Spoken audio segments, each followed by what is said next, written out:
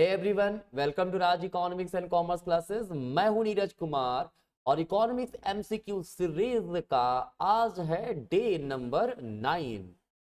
आप इकोनॉमिक्स के स्टूडेंट हैं, किसी भी प्रकार का कॉम्पिटिटिव एग्जाम दे रहे, चाहे यूजीसी नेट हो, टीजीटी हो, पीजीटी हो, सीयूटी पीजी हो, गेट हो, उन सबों के लिए ये एमसीक्यू सीरीज काफी ज्यादा इंपॉर्टेंट होने वाला है। ठीक है, मिस मत कीजिएगा ये वीडियो को, ठीक है, और एंड तक जरूर देखिएगा। ठीक है, क्योंकि डे नंबर 8 तक हो चुका है ना, तो 40 क्वेश्चंस हो चुके हैं।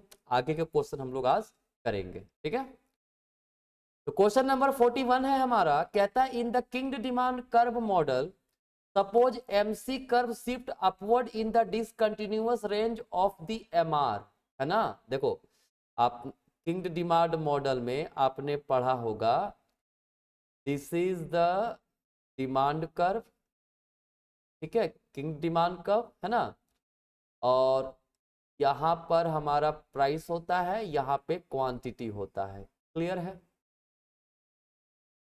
एमआर कर्व जो होगा वो इस प्रकार से जाएगा, ठीक है, और ये डिसकंटिन्यू बनेगा हमारा यहां तक, फिर इधर चलता जाता है, ये एमआर लाइन कर्व होता है। ठीक है, कहता है क्या कह रहा है, suppose marginal cost curve shift upward in the discontinuous range. Discontinuous range यहां से ए से क्यू तक है। ठीक है, अगर अभी मान लीजिए ये एमसी हमारा है, ठीक है, यहां से एमसी 1 हो गया, अपवर्ड शिफ्ट किया एमसी 1 डिसकंटिन्यूअस रेंज में ही। ठीक है, तो क्या होगा, ए नंबर ऑप्शन है the price rises but quantity remain same. देखो, जब एमसी डिसकंटिन्यूअस रेंज में कहीं पर भी जाएगा ना, प्राइस कोई चेंज नहीं होगा, क्वांटिटी में कोई चेंजेस नहीं होगा। ठीक है, दोनों रिमेन कांस्टेंट। ठीक है, तो पहला ऑप्शन है price rises but quantity remain the same, गलत है। Price and quantity both remain the same, बिल्कुल यही सही है। क्वांटिटी राइजेस बट प्राइस, ये सब तो ऑप्शन हमारा गलत है। ठीक है, क्या होगा, price and quantity both remain constant, और इसीलिए प्राइस एंड क्वांटिटी रिजिडिटी होता है किंग डिमांड मॉडल के अंतर्गत। ठीक है, ये मॉडल दिया गया पॉल स्वीजी के द्वारा, ओलिगोपोली का नॉन कोल्यूसिव मॉडल है ये। ठीक है ना, चलिए क्वेश्चन 42 है, कहता है कॉफ डगलस प्रोडक्शन फंक्शन के लिए कौन सा नॉट करेक्ट है। ध्यान रखिएगा, ऑप्शन यहाँ पे हमें चुनना है जो सही नहीं है। ठीक है ना, गलत वाला ऑप्शन चुनना है। ठीक है, कहता है it was originally based on the empirical study of US manufacturing industry. ये ऑप्शन ये हमारा सही है। ठीक है, जो कॉफ डगलस प्रोडक्शन फंक्शन था वो यूएस मैन्युफैक्चरिंग इंडस्ट्री के इंपेरिकल स्टडी पे बेस्ड था। ठीक है, it is linearly homogeneous function taking into account two factors labor and capital। बिल्कुल कॉफ डगलस प्रोडक्शन फंक्शन में ये लिया गया है a इंटू एल का पावर अल्फा k का पावर बीटा, मतलब यहाँ पे दो फैक्टर है, एक है हमारा लेबर, एक है हमारा कैपिटल। ठीक है, और लीनियर होमोजीनियस प्रोडक्शन फंक्शन है, चूंकि अल्फा प्लस बीटा का वैल्यू कितना माना गया है, 1 अज्यूम किया गया है। ठीक है, ये भी सही है हमारा। ठीक है, it tells us that output depends upon labour and capital. बिल्कुल सही है, लेबर कैपिटल पे डिपेंड करता है।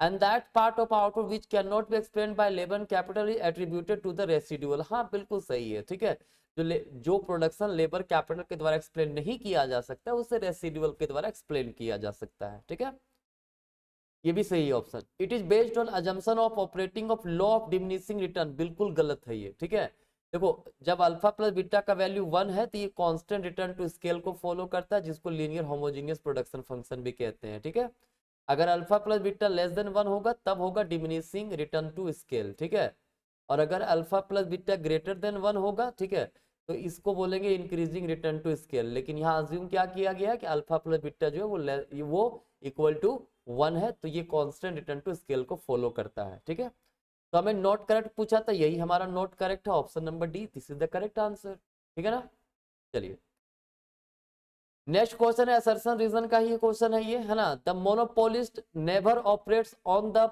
पोर्शन ऑफ डिमांड का विच इज इनइलास्टिक। देखो आपने ध्यान दिया होगा मोनोपोलिस्टिक कंपटीशन में, this is the A R line. ठीक है, ये हमारा एम आर लाइन है। क्लियर, ये मार्जिनल कॉस्ट जो है वो होगा, इक्विलिब्रियम यहाँ पे होगा। देखो वो ऑपरेट यहाँ पे कर रहा है, ठीक है। और AR का जो मिड पॉइंट होता है ना, देखो AR हम पूरा मिला दे, अगर मिड पॉइंट अगर यहाँ पे है, ठीक है, तो इसके ऊपर वाला एरिया होता है इलास्टिक और इसके नीचे वाला एरिया होता है इनइलास्टिक, ठीक है। तो नीचे वाला एरिया में प्रोडक्शन क्यों नहीं करता है भाई? इसलिए नहीं करता है क्योंकि इस एरिया में MR जो है हमारा निगेटिव होगा।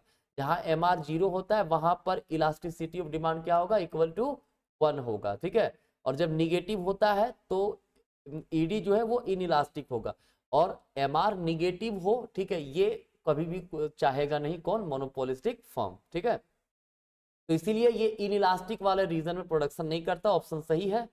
The elasticity of demand is less than unity, MR is negative. बिल्कुल सही, मैंने कहा ना जब लेस देन 1 होगा तो MR जो होता है वो निगेटिव होता है, इसीलिए प्रोडक्शन करना नहीं चाहेगा इन इलास्टिक वाले रीजन में, ठीक है। तो दोनों सही है हमारा, A and R both are correct and R is the correct explanation of A, ठीक है। चलिए 44 नंबर क्वेश्चन है, कहता है the रिवेल preference hypothesis exclude the study of Giffen paradox. हाँ, गिफेन पैराडॉक्स के बारे में एक्सप्लेन जो है नहीं करता है रिवेल प्रेफरेंस, ठीक है। क्यों? Revealed preference hypothesis consider only negative income elasticity. गलत है ये। पॉजिटिव इनकम इलास्टिसिटी को सिर्फ ये कंसीडर करता है, पॉजिटिव इनकम इलास्टिसिटी, ठीक है। और याद रखिएगा, और क्या है, where as Giffen paradox related to positive elasticity of demand. हाँ, गिफेन पैराडॉक्स जो है वो इलास्टिसिटी ऑफ डिमांड की बात करे तो वो पॉजिटिवली रिलेटेड होता है, ठीक है। लेकिन रिवेल प्रेफरेंस जो है वो हमारा पॉजिटिव को एक्सप्लेन करता है, निगेटिव एक्सप्लेन नहीं करता है ना। अच्छा यहाँ पे गलत है थोड़ा सा ऑप्शन, यहाँ पे जब इनकम इलास्टिसिटी को ले रहा है तो यहाँ पर भी इनकम इलास्टिक होना चाहिए था, ये पॉजिटिव इनकम इलास्टिसिटी नहीं, ये भी गलत हो जाएगा।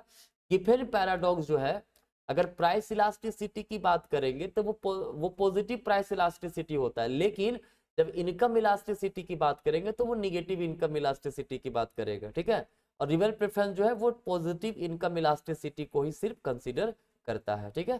तो ए इज करेक्ट, बट अच्छा और ऑप्शन नहीं, as to R is false. हाँ, सी नंबर हमारा ऑप्शन होगा, ठीक है।